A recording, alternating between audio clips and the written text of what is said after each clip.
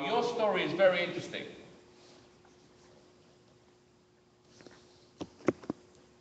Because it is a shocking story. But it is a shocking story for you because you are nice, good American people driven by post-Enlightenment ideology.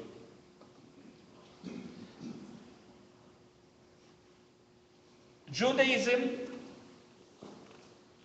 is a tribal ideology. The existence in Judaism, I'm talking about Judaism, not about Jews, yeah? Okay. I make sure that you realize, I differentiate, you should also differentiate between Jews, the people, which is category that we will deal with, but it's an innocent category. Judaism, the religion, and Jewishness, the ideology. Two different things. In my work, I deal with Jewishness, with the ideology. What is Jewish ideology? Different forms of exceptionalism. In most cases, racially driven exceptionalism that is defined by chosenness. We are the chosen people. It means something to those who believe in it. But Judaism is a different story. In Judaism, you are become chosen because God chooses you to stand up as a moral exemplary case. And we have to keep the tribe together in order to sustain this duty. In Judaism, chosenness is a duty. In Marxism, is a party.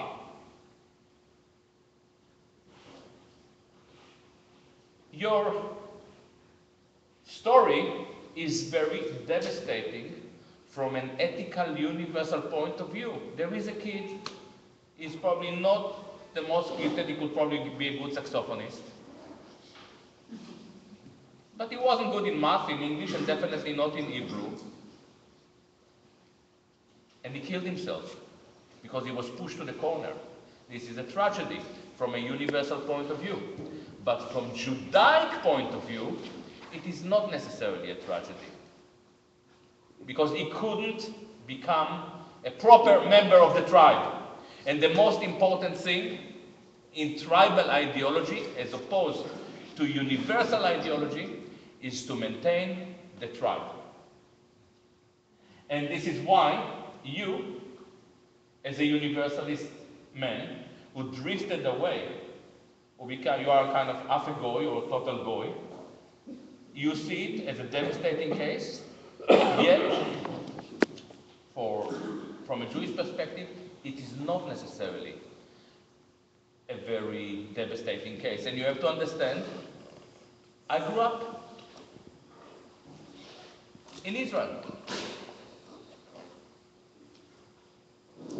which is a very tribal society. And I was preparing myself to die in a war. When the war started, I was a soldier. I wasn't in the front line. I was crying, and I'm not alone, to have a chance to fight and to kill, and to be killed. Anyway, I wasn't yet a combatant or whatever, you know. But I wanted to be part of it, and it was dangerous. Needless to say, that once I made it to the front line, and I saw the faces of the people returning, the soldiers returning from the battlefield, it's not a very appealing thing to see, and cowardice grows on you as the farther you get closer into the battlefield, and the noise and it is a very frightening experience. But till that moment, till I realized what war is, I was happy to give myself. And this is something that we see also in different tribal cultures that are resisting American colonialism and Israeli occupation. They are happy to give their life because this is what is needed to sustain the tribe, not to sustain me as an individual, as a sacred human being. It is the tribe. And this is something that is very important for us to understand when we look into Israeli occupation, into Palestinian suicidal bombers. That is, we looked at it always from a post-French Revolution, Enlightenment perspective of individuality. We see them as murderers. No. They are martyrs. They are regarded as martyrs. And in a way, your cousin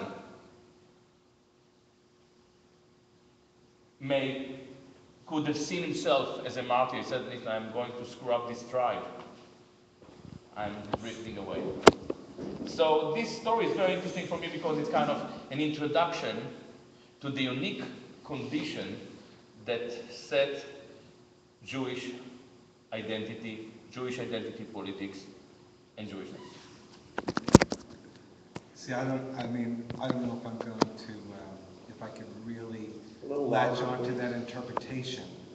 But, and again, it's, I guess the point I want to make as we launch into this is that I am not a philosopher. I'm sort of a practical kind of guy who would love to see something happen to make a difference in the world, particularly that part of the world that has been shredded for so long. Yeah. I have to admit that I'm still hopeful that something can happen. And so let me come at you from my sort of narrow, just sense of the current situation on the ground. And you can back into it philosophically or however you want. But it's, I do this because this is what I care about most in all of my work, which is there's great suffering going on, there's great oppression. What kind of information can we bring to it to transform it, to make a difference? So in that way, I'm an activist. I see the situation now on the ground very clearly as a colonial situation. I see it's not a war about religion. It's already sort of contrary to where you would go in the book. It's a war about resources, land, water, and regional power. I totally agree. And if what happened in another situation like that in South Africa, there was a global movement that included boycotts and all the kinds of things that are starting to bubble up around what many people call the apartheid state of Israel. So what does being Jewish or Jewishness, where does that, where do we go with that? Okay, when I said that I agreed with you, I actually thought that you're talking about conflict that we see globally.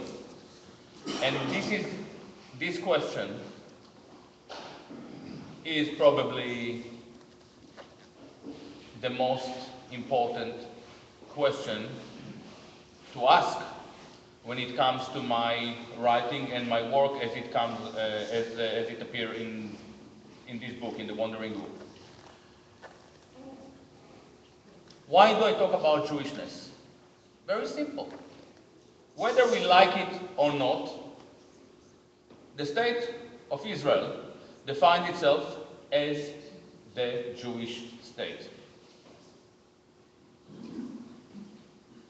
Its airplanes are decorated with Jewish symbols.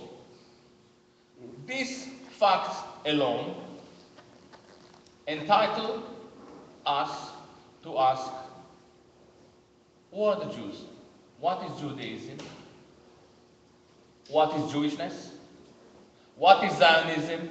What are the relationship between Zionism, Jews, Jewishness, and Judaism? And guess what?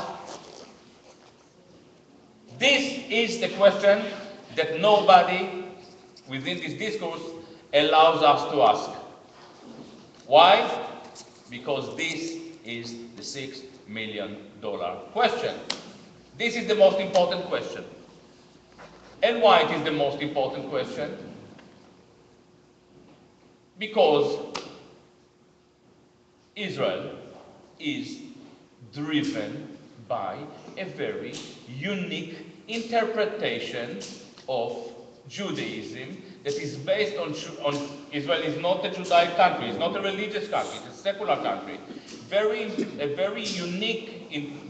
is a very unique interpretation of Judaism based on chosenness, racial chosenness. And now we even start to understand that something is slightly deeper. Who are the people who stop us from asking these questions? Is it the Zionism? Is it Zionists? No. There are no Zionists. We have one. I'm very happy, hello, Zion. Two. Great. We have two Zionists in the room.